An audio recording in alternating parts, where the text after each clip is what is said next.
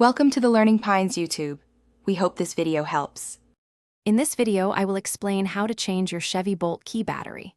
First, gather your tools.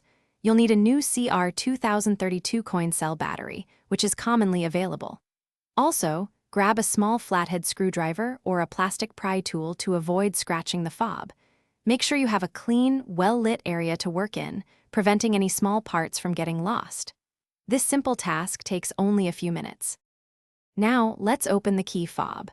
Look for a small slot, usually on the side where the emergency key slides out. Insert your flathead screwdriver or pry tool into this slot. Gently twist the tool to create a small gap. The two halves of the key fob should then separate with minimal effort. Be careful not to force it, as the plastic can be delicate. With the fob open, you'll see the old CR 2032 battery. Gently pry it out using your tool, being mindful of the small metal clips holding it in place. Before inserting the new battery, take note of the positive side, usually marked with a plus sign. Place the new battery into the compartment with the positive side facing up, ensuring it sits securely. To reassemble, align the two halves of the key fob.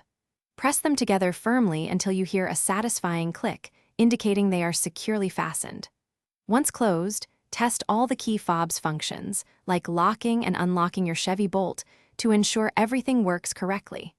If it doesn't, reopen and check the battery orientation.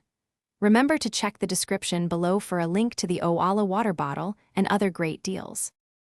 Thanks for watching. Consider subscribing if we helped you.